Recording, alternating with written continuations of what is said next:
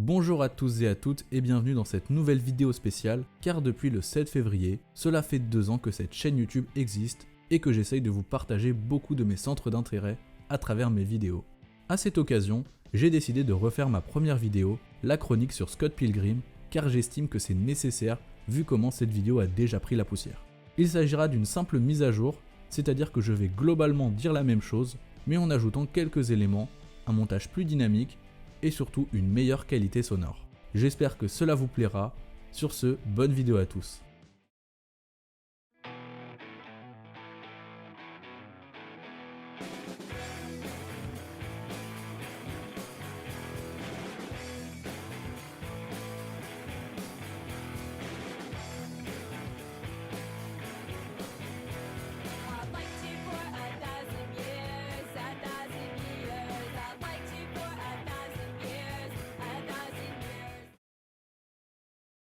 Scott Pilgrim est une série de comics dessinée et écrite par l'auteur canadien Brian Lee O'Malley.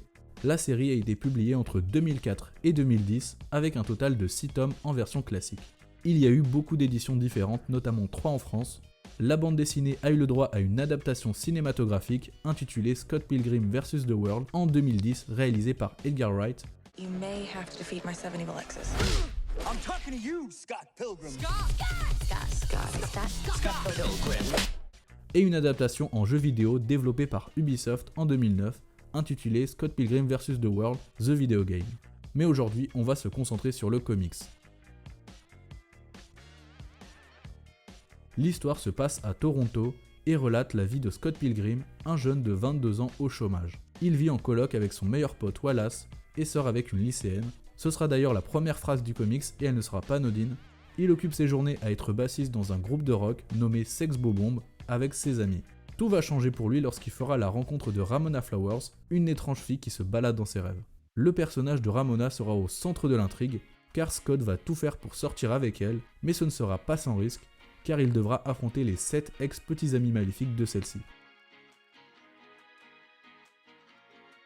Une structure de jeu vidéo se dessine peu à peu avec le principe des 7 ex à vaincre, et cela se confirme avec l'esthétique très cartoon du comics.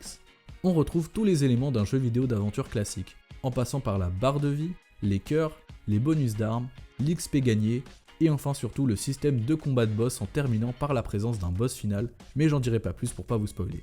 Des rencontres banales entre des personnages peuvent se transformer en combat à la manière de jeux de baston à la Street Fighter, sans que ça ait du sens. Les dessins y sont pour beaucoup pour la justification des incohérences, mais ce n'est en aucun cas gênant, car l'univers s'y prête. Scott, en rencontrant Ramona, va trouver un but dans sa vie qu'il trouve ennuyeuse. Il affrontera un à un les ex maléfiques, en général un par tome, avec pour chacun des styles de combat très loufoques et déjantés. Par exemple, l'un des combats se fera en duel de guitaristes, où l'ennemi tiendra sa force du fait qu'il soit végétarien. Ensuite, on relève évidemment une volonté pour l'auteur de briser le 4e mur, en créant des interactions entre les personnages et le lecteur, ce qui donnera des situations très drôles et surtout bien faites. Scott sera entouré de beaucoup de personnages tous loufoques et attachants, notamment Wallace, son meilleur ami excentrique, qui apportera une grande touche d'humour en ramenant ses petits copains à l'appart alors qu'il le partage avec Scott. Le groupe de rock composé de Stephen Stills, Kim et du jeune Hale sera aussi très présent durant l'histoire et surtout au niveau humoristique. Ce large éventail de personnages peut faire référence au roster de personnages dans les jeux de combat. Ce parallèle sera d'ailleurs assumé dans des artworks en fin de tome. Au niveau des dessins, ce design assez cartoon rend très bien, notamment en version couleur, où l'univers retranscrit parfaitement l'ambiance de la bande dessinée. On aura également le droit à pas mal de références à la pop culture en général. Généralement, dans la plupart des œuvres de ce genre, les personnages principaux se voient attribuer une couleur spécifique, mais ici, la couleur dominante des persos changera d'un tome à l'autre selon les décors et les ambiances. Pour profiter pleinement de la richesse de la BD au niveau esthétique, je pense qu'il est très important de lire la version couleur ou de voir le film. Ce qui m'a beaucoup plu dans cette œuvre, c'est le fait d'évoquer de gros sujets, parfois tabous, dans une esthétique enfantine, afin de dénoncer certaines choses, notamment les problèmes de couple ou encore les jugements en société. Ensuite, derrière ce comics, pour moi, se cache une réelle dépression. Scott représente un jeune adulte de 22 ans qui est dépressif, mais qui ne l'a pas encore remarqué. Il est rattrapé par son sombre passé et essaye de le fuir au lieu de l'affronter.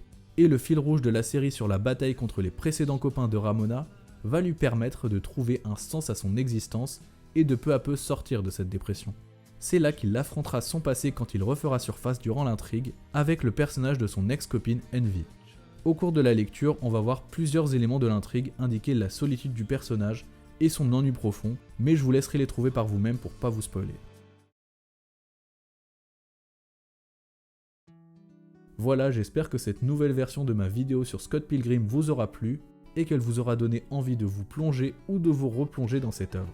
De mon côté, je vais essayer de continuer à produire des vidéos qui me plaisent et qui vous plairont, j'espère. A très bientôt pour de nouvelles vidéos. いつも支えてくれる人たちに日頃の思いを込めたラプソディアプリシエーションな気持ちを届けいつもありがとう本当はありがとう